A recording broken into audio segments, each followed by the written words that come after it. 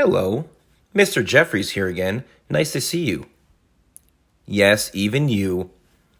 All right, today's read aloud is for Lesson 8 of The Wind in the Willows, Mr. Toad. Some vocabulary words you're going to hear today. First one, conceited. That means having a very high opinion of yourself, thinking that you are the best. Gross. It's not what we think it means usually. In this case, it'll mean major or extreme. Hour, a special or important moment. So it's spelled like hour with an H, like time, but it means something a little different here. Impertinence, disrespectful, rude backtalk. Improvised, solve the problem by making do with what you had or invented something. Well, not invented something, but you invented a solution to a problem.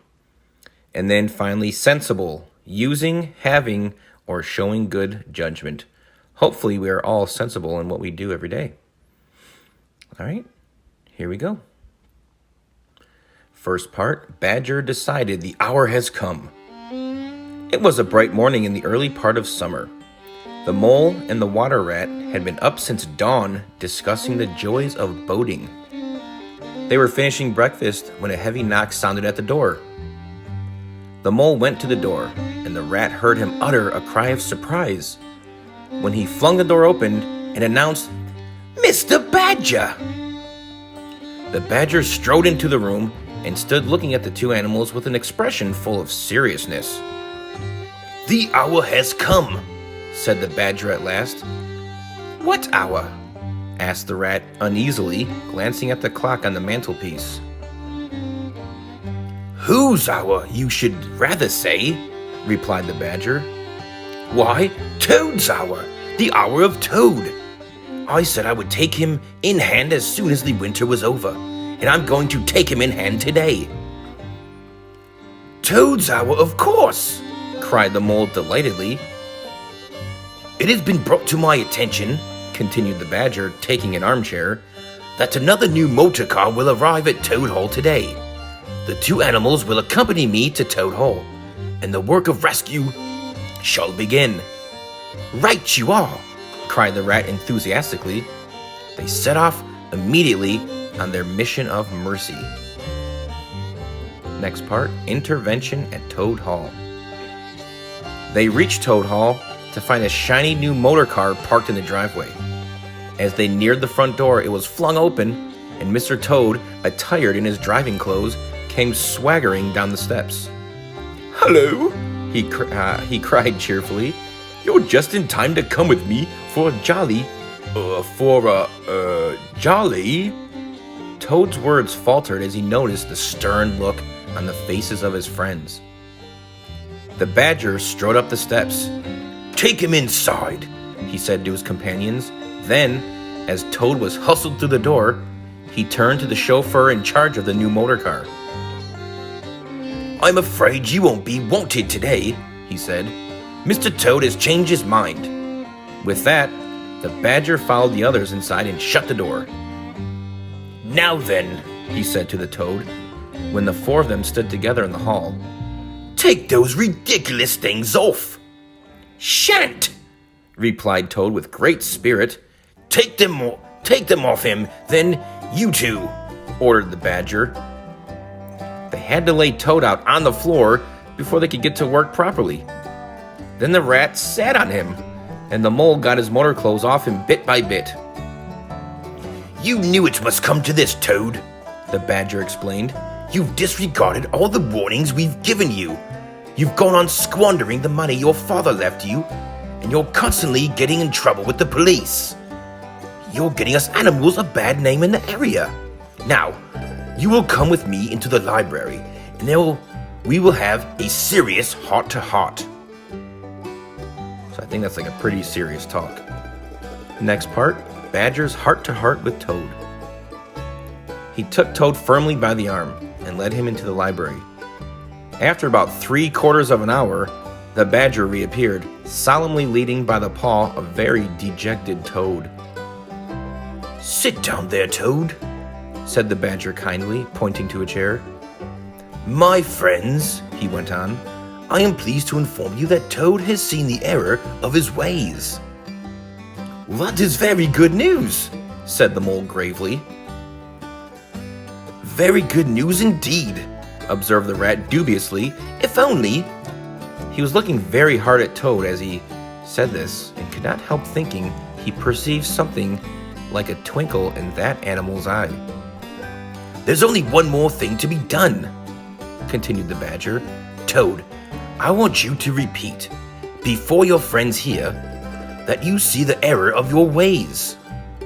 There was a long pause. Toad looked desperately this way and that. At last he spoke. No, he said, quite firmly. I admit nothing. What? Cried the badger. Didn't you just tell me now, in there? Oh, yes, in there, said Toad impatiently. I'd have said anything in there. You're so persuasive, dear badger. Then you don't promise, said the badger, never to touch a motor car again? Certainly not, replied Toad. Told you so, observed the rat to the mole. Very well then, said the badger firmly. We'll have to see what force can do. You've often asked us three to come and stay with you, Toad. Well, now we're going to. Take him upstairs, you two, and lock him up in his bedroom. Oh boy. Next part here. Taking Toad in hand. We'll take great care of everything till you're well, Toad, said the mole as Toad was hauled up the stairs. No more of those regrettable incidents with the police. I'm sorry. No more of those regrettable incidents with the police, Toad, said the rat, as they thrust him into the bedroom and locked the door. They descended the stair, Toad shouting abuse at them through the keyhole, and the three friends sat down to discuss the matter.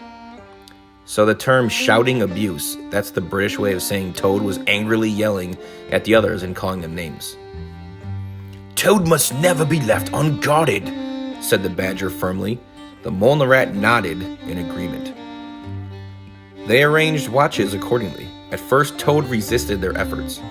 But as time passed, however, he appeared to grow depressed. One fine morning, the rat, whose turn it was to go on duty, went upstairs to relieve Badger. Oh, Toad's still in bed, Badger told the rat. Now, you look out, rat.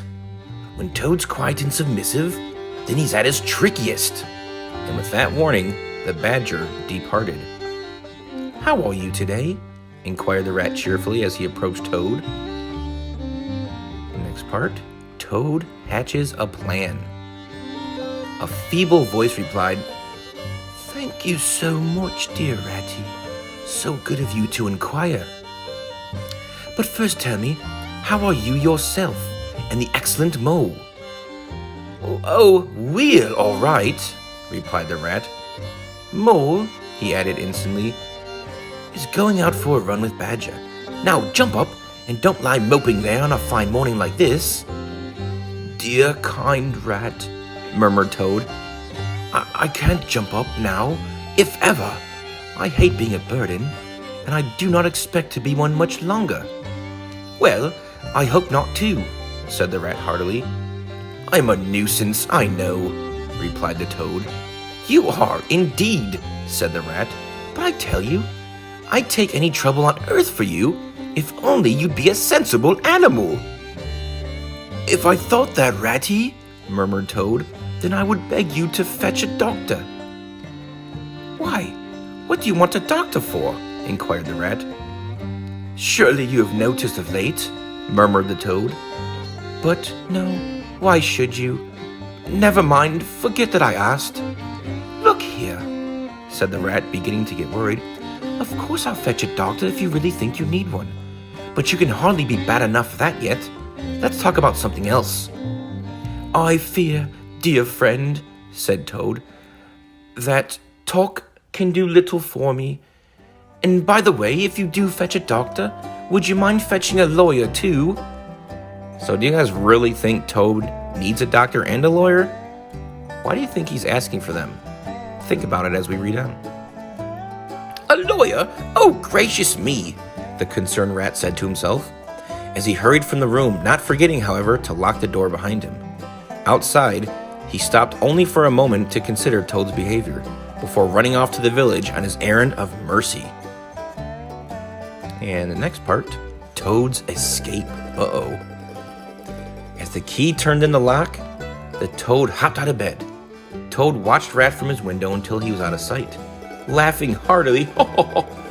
Toad dressed quickly in his best suit, filled his pockets with cash, and improvised a rope by knotting sheets from his bed together.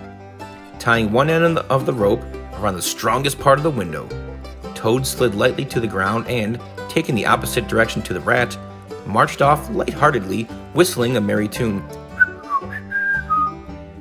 It was a gloomy luncheon for Rat when the Badger and the Mole returned. "He did it awfully well," said the crestfallen Rat.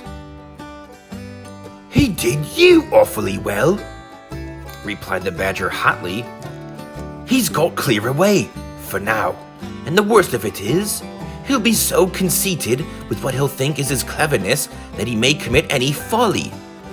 But we'd better stay here. Toad may be brought back at any moment, on a stretcher or between two policemen." Meanwhile, Toad was walking briskly along a main road. "Smart piece of that work," he remarked to himself. With this thought in mind, he strode along till he reached a little town where the sign of the Red Lion reminded him that he was hungry. He marched into the inn and ordered lunch. He was about halfway through his meal when a familiar sound made him jump. The glorious sound of a motor car could be heard in the inn yard. Before long, the owners of the motor car appeared in the inn. Eager to get a look at the vehicle, the Toad slipped out and sauntered around to the inn yard. "There could not be any harm," he said to himself, "in my just looking at it." The car stood in the middle of the yard. Toad walked slowly around it. "I wonder if this sort of car starts easily," he said to himself. Next moment, hardly knowing how it came about, he was hurtling along in someone else's motor car. In the last part, crime and punishment. "To my mind," observed the chairman of the bench of magistrates, "the only difficulty that presents itself is how we can sufficiently punish this rogue. He has been found guilty of stealing a motor car, of driving dangerously, and of gross impertinence to the rural police. Mr. Clerk, will you tell us what is the stiffest penalty we can impose on this villain?" So remember, in this case, gross means extreme, and impertinence means disrespect. So extreme disrespect is why he's in trouble. The clerk scratched his nose. "Supposing you were to say 12 months for the theft and 3 years for the furious driving and 15 years for the cheek, those figures, if added together correctly, total up to 19 years. So cheek is a British word used to mean rude boldness. "First rate," said the chairman. "So you had better make it around 20 years, concluded the clerk. "An excellent suggestion," said the chairman. "Prisoner, it's going to be 20 years for you this time.